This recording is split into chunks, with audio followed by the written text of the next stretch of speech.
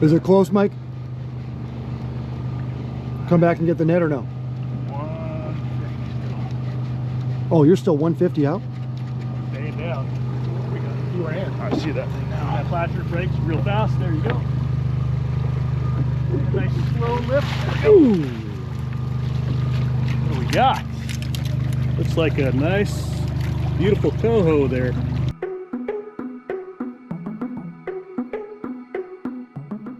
Hey guys, so we're down here at Shoal Bay Marina. It is mid-July. We were here about 5 years ago filming, and same old, same old. We're targeting kings, but this year we can't keep them. But thankfully for us, we're allowed to keep the resident coho, and as well as the migratory coho that are coming in.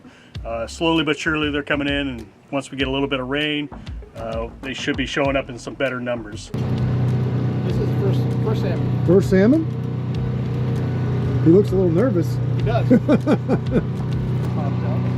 that's off the right. There you go. Nice coho. There you go.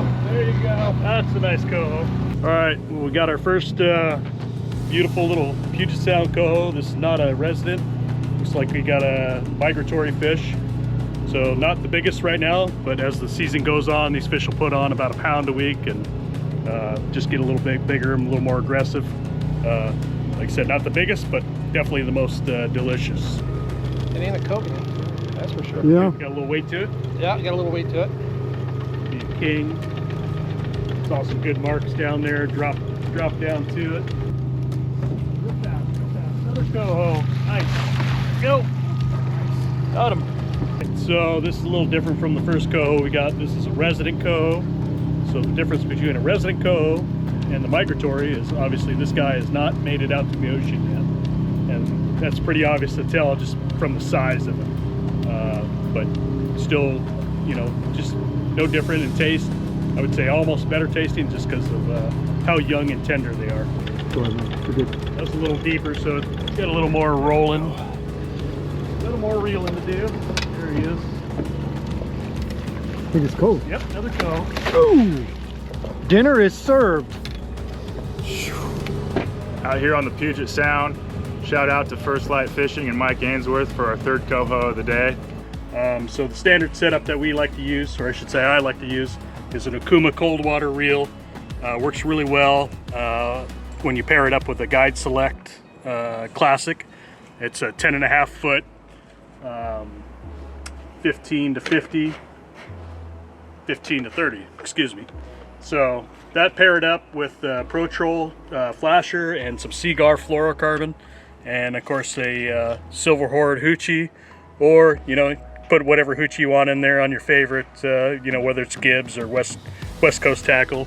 We also have the Gamakatsu Big River bait hooks, and that's where we put on the nice fire brine herring strip.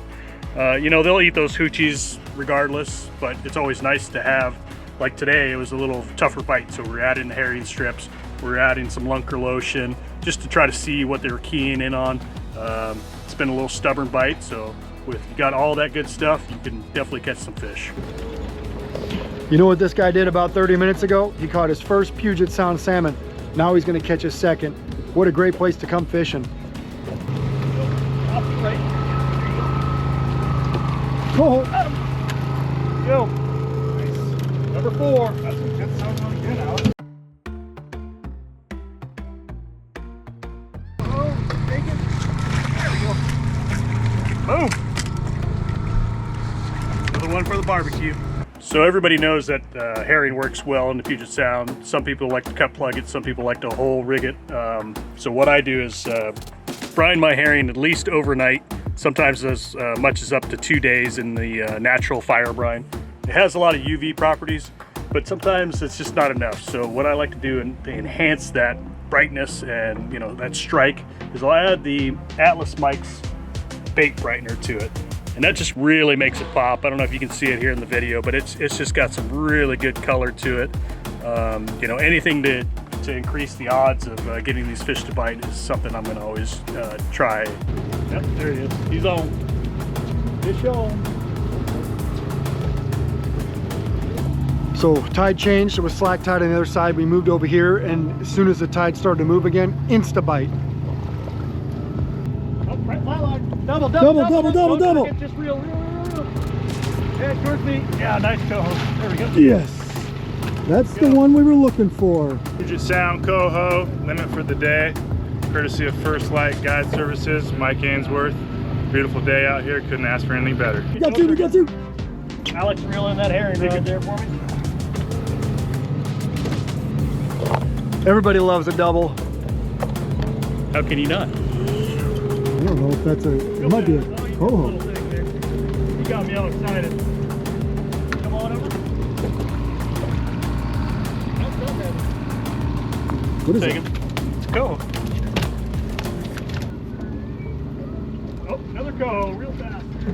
There you go, circle. Behind you on your Beautiful. left. That's a better one. There it is. So one of our other favorite techniques is spoons coated in fire gel. Everybody's got their favorite flavor.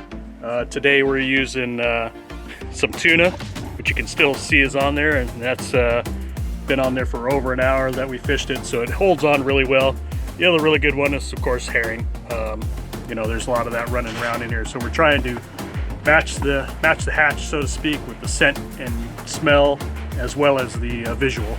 And that will definitely get it done. And if you're not, try a different flavor just until you find whatever best results work for you. So this fishery starts usually mid-June. This year it started beginning of June. And it's going to go all the way through September and sometimes even in October, depending on what the amount of rainfall we have. If we don't get any rain, these fish will continue to stay out here and feed and gorge themselves until we get substantial rain to push them up into the rivers. So if you're visiting downtown Seattle for a 15-20 minute cab ride, Uber ride, rental car ride down here, we get a lot of tourists. We get a lot of tourists off the cruise ships. So if you've got the family, it's like a lake out here, as you'll see from the video. So it's a great place to take the whole family, wife, kids, and everybody involved. And you know, even if the salmon aren't biting, like we showed in the video, we go after flounder. That's usually an added bonus because we usually do pretty darn good on the salmon. So if we wrap up early getting our limits of salmon, we'll go and pick on the poor flounder. See flasher, Up and in. and we see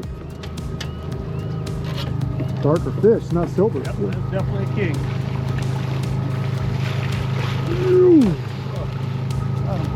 Well, you guys saw that one come in and it went right back in the water. We couldn't even hold it. Unfortunately, it was a king. King season opens tomorrow.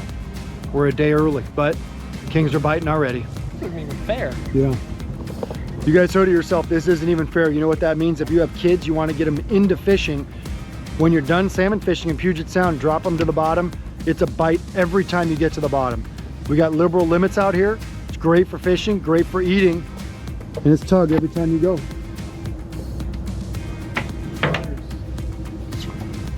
Super simple rig.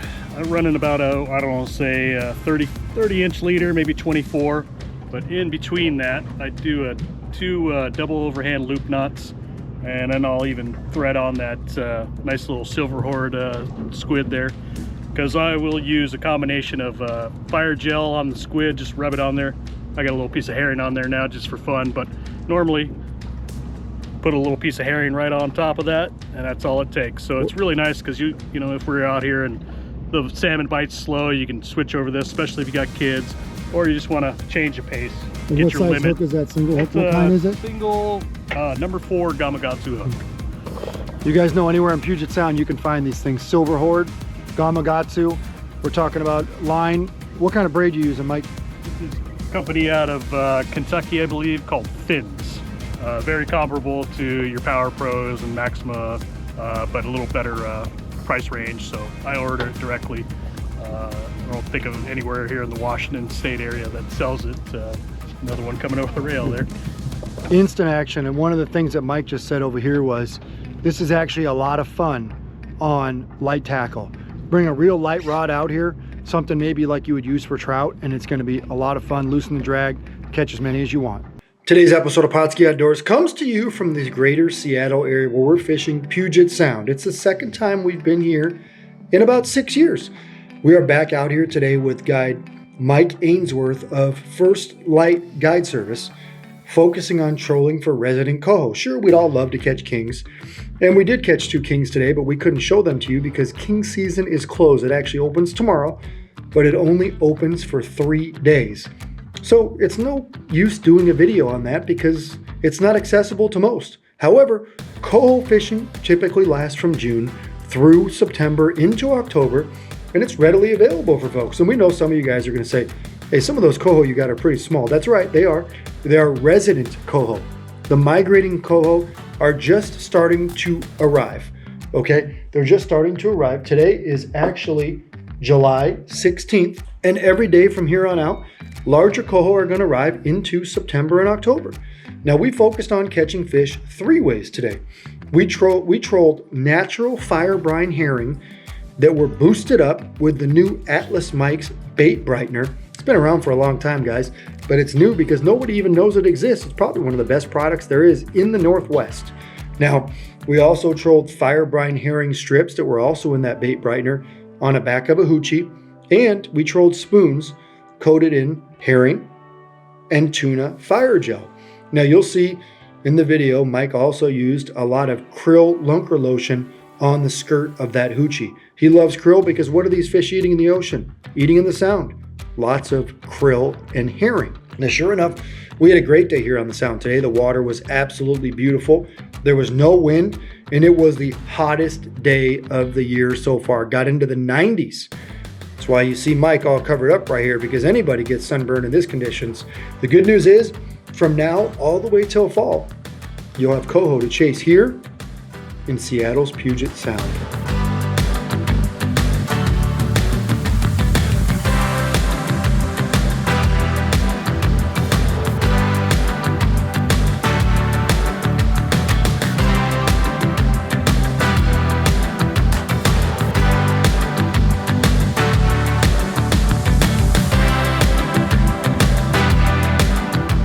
Pautzke products are available at sporting goods stores near you. If you can't find the specific color, size that you want, make sure to go to Pautzke.com. And as a thank you for watching Pautzke Outdoors, we're going to show you a coupon code to be used for 10% off your next order.